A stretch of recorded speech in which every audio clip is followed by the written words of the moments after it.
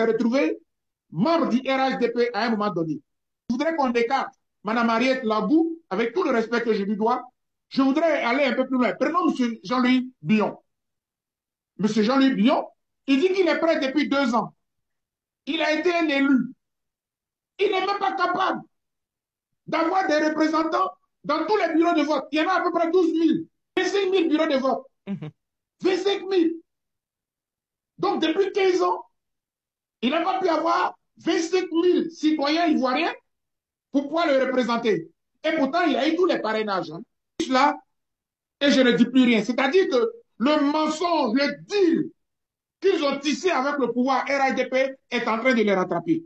Oh, mais je veux répéter pour que ce soit clair. Parce que si je ne le dis pas, j'aurais été malhonnête avec ma conscience. Je ne connais pas les tenants et les aboutissants. Mais les analyses me permettent de dire que, en dehors d'un deal, au niveau des parrainages, je ne sais pas comment est-ce que, même dans Abidjan, je ne parle même pas de l'intérieur du pays. Cher ami Jacques Roger, je parle d'Abidjan. Les observateurs ont révélé que dans la plupart des bureaux de vote où ils sont passés, aucun des 4 opposants, soi-disant, n'avait de représentants dans les bureaux de vote. Et puis maintenant, quand je prends M. Domelo et Mme Gbagbo, je ne suis pas surpris parce qu'eux-mêmes, leur stratégie nous a surpris. Je veux dire que ce n'est pas le fait qu'ils ne soient pas représentés qui me surprend. Parce que je m'y attendais. Ils vont dire oui, mais je n'ai pas été soutenu ni par le président Gbagbo, ni par la CAPSI. Donc, je n'avais pas suffisamment de représentants. Et le frère, comment dirais-je, Domelo va venir dire, je n'ai pas été soutenu par M. Gbagbo, donc je n'ai pas de représentants. Oui, mais parce que vous avez trahi la ligne que nous étions donnée. Je vais répéter. Moi, j'ai travaillé avec un certain nombre de personnalités sur une certaine ligne, à savoir que tant que les conditions ne sont pas réunies pour aller à cette élection présidentielle, nous allons droit dans le mur. Et ça a été répété par celle qui était la porte-parole de la CAPSI, qui le disait en notre nom, nous tous. Depuis 2024, où nous avons été au siège du PDCIDA pour signer la première tribune demandant le dialogue à M. Ouattara. On est tous unanimes pour dire que tant que la liste électorale n'a pas été auditée, tant que la CEI n'est pas révisitée, tant que le vote n'est pas inclusif, tant que cette élection, c'est même pas la peine. Mais à quoi s'attendait-il? À quoi s'attendait-il? Et on n'est pas capable d'avoir des représentants dans le bureau de vote. Mais c'est normal. C'est normal. Parce que vous avez trahi la ligne que nous nous sommes donnée. Vous avez trahi la voie que nous avions décidé de suivre. Et moi, je vais être constant parce que les compatriotes me coûtent cher. Où qu'ils soient, qui qu'ils soient. C'est pour cela que, avec tout ce qui m'anime, en toute honnêteté, en toute loyauté, je me devais de le dire. Parce que je veux être honnête avec ma conscience. Il y a eu trop de morts, il y a eu des Ivoiriens qui ont péri, il y a eu des Ivoiriens qui souffrent dans les chairs, aujourd'hui qui sont perdus dans les chambres, dans les maisons, qui vont mourir de AVC, de crise cardiaque. Je me dois de dire avec honnêteté cette vérité-là. Et je l'ai dite. Mais justement, ils ont quand même 4 opposants. Ils ont quand même 4 opposants soi-disant déclarés. Et nous tous, M. Ouattara nous a habitués à cela. Ce n'est pas un secret de polichinelle. Ce n'est un secret de polichinelle. M. Ouattara a toujours dévoilé. On se rappelle très bien, à l'époque, on parlait du cas de M. Mamadou Koulibaly, qui avait clairement dit, j'ai pris mes 100 millions, mais j'en fais ce que je veux. Voilà. Et il y en a qui avaient refusé les 100 millions.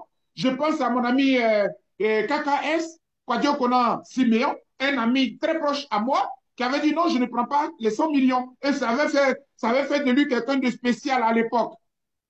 Donc, M. Ouattara a toujours donné de l'argent pour la campagne, même si ce n'est pas institué, même si ce n'est pas légal, mais il le faisait. Pourquoi aujourd'hui ne l'a-t-il pas fait? Monsieur Kakabe, en son temps, le scandale avait éclaté en disant qu'il avait reçu, à l'époque, les chiffres que les gens avançaient, c'était 1 milliard, il avait reçu moitié, etc. Les gens en parlaient. Quand il y a du flou, quand il y a du silence, oui, quand il y a du flou, vous donnez aux gens de supputer. Et j'ai le droit de supputer. parce que ça cache quelque chose. Moi, j'aime ce qui est clair. Oui, mais L'État, justement, docteur Bouga, excusez-moi de vous interrompre pour cette question. Vous admirez beaucoup Madame Simone Gbagbo, je vous invite très souvent avec elle. Et Blé Goudé participait à beaucoup donc, de meetings avec Blé Goudé. Ça veut dire que vous admirez ces deux personnes. L'attitude, surtout de Mme Simone Gbagbo aujourd'hui, que tout le monde connaît, cette dame, la dame de fer, qui s'est toujours battue pour des valeurs. On peut dire même c'est la dernière donc des Mohicans. Et voir Mme Gbagbo au soir de sa vie être dans cette situation, dans cette controverse, est-ce que vous êtes à l'aise? Quelle explication donnez-vous à tout ça, docteur Bogart? j'ai très mal. Si vous me voyez en parler avec autant de rage, c'est parce que j'ai très mal. Je sais que ce sont des personnes de valeur. Je sais que ce sont des personnes qui en ont pour la Côte d'Ivoire et pour l'Afrique. J'ai écrit un livre dans lequel j'ai cité Mme Simone et Yves Gbagbo. Et j'ai dit que dans tout le continent africain, en dehors de Winnie Mandela, je ne crois pas que l'Afrique ait encore une dame de la dimension de Mme Simone et Yves Gbagbo. Je l'ai dit et je l'assume. C'est écrit dans mes livres. Cela dit, au nom de l'honnêteté intellectuelle, je suis obligé d'analyser une situation. La politique, c'est un art. Et parfois aussi, la politique, c'est une question d'opportunité.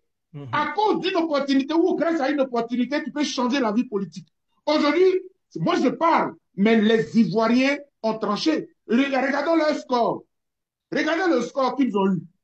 Regardez le score qu'on a donné à Mme Simone Veil Gbagbo. Est-ce que vous pensez que c'est sa vraie valeur? Non. Regardez ce qu'elle a récolté aujourd'hui. Même quand vous prenez M. Domelo, la valeur que les Ivoiriens donnent à M. Domelo, depuis qu'on le connaît, est-ce que vous pensez que le score qu'il a eu, c'est sa valeur? La sanction du peuple est suffisante pour que je n'en dise pas un mot.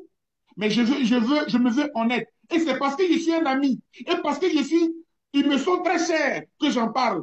Et dans plusieurs de nos émissions, je disais, j'ai mal. J'ai mal parce que on a humilié des personnalités qui ont de la valeur pour la Côte d'Ivoire. On a humilié des personnalités pour l'Afrique, qui ont de la valeur pour l'Afrique. Mais à qui la faute? À qui la faute? J'appelle cela de l'inconstance.